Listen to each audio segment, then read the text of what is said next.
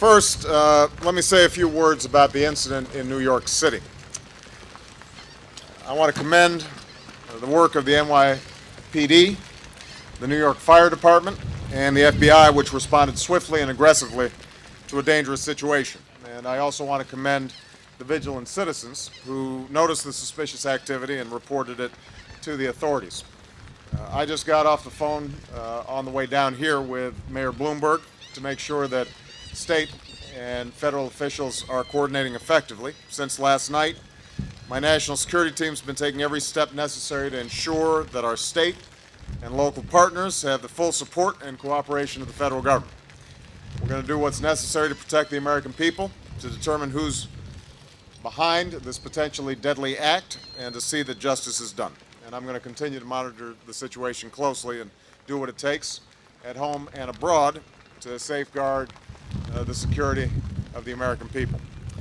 Now, we just finished a meeting with Admiral Thad Allen, our national incident commander for this spill, as well as Coast Guard personnel who are leading the response to this crisis. And they gave me an update on our efforts to stop the BP oil spill and mitigate the damage. By the way, I just want to point out, I was told it was drizzling out here. Is this Louisiana drizzle right here? They gave me a sense of how this spill is moving. It is now about 9 miles off the coast of southeastern Louisiana. And by the way, we had the governor of Louisiana, Bobby Jindal, as well as parish presidents who are taking part in this meeting because we want to emphasize the importance of coordinating between local, state, and federal officials throughout this process. Now, I think the American people are now aware, certainly the folks down in the Gulf are aware, that we're dealing with a massive and potentially unprecedented environmental disaster. The oil that is still leaking from the well could seriously damage the economy and the environment of our Gulf states, and it could extend for a long time. It could jeopardize the livelihoods of thousands of Americans who call this place home. And that's why the federal government has launched and coordinated an all-hands-on-deck, relentless response to this crisis from day one. After the explosion on the drilling rig, it began with an aggressive search and rescue effort to evacuate 115 people, including 3 badly injured. And my thoughts and prayers go out to the family of the 11 workers who have not been found. When the drill unit sank on Thursday, we immediately and intensely investigated by remotely operated vehicles the entire 5,000 feet of pipe that's on the floor of the ocean. In that process, 3 leaks were identified, the most recent coming just last Wednesday evening.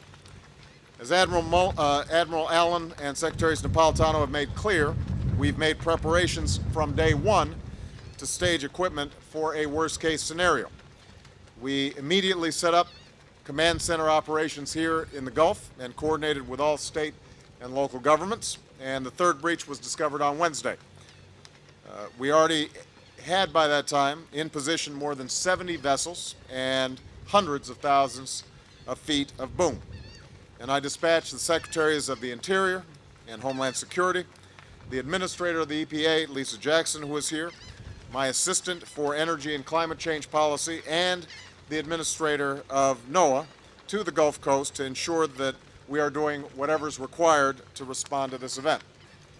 So I want to emphasize, from day one, we have prepared and planned for the worst, even as we hoped for the best.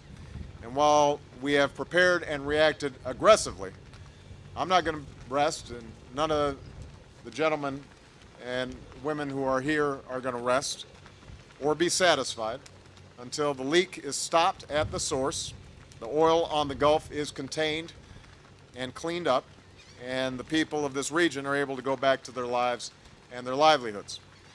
Now, currently, the most advanced technology available is being used to try and stop a leak that is more than 5,000 feet under the surface.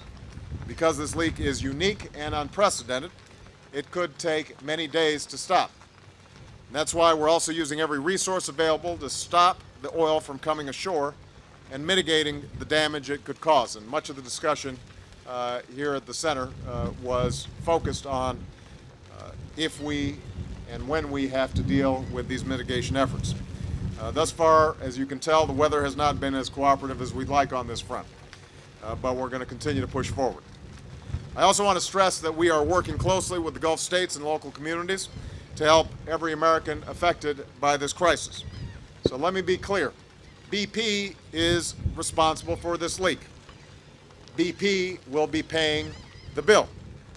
But as President of the United States, I'm going to spare no effort to respond to this crisis for as long as it continues. And we will spare no resource to clean up whatever damage is caused. And while there will be time to fully investigate what happened on that rig and hold responsible parties accountable, our focus now is on a fully coordinated, relentless response effort to stop the leak and prevent more damage to the Gulf. I want to thank the thousands of Americans who've been working around the clock to stop this crisis, whether it's the brave men and women of our military or the local officials who call the Gulf home.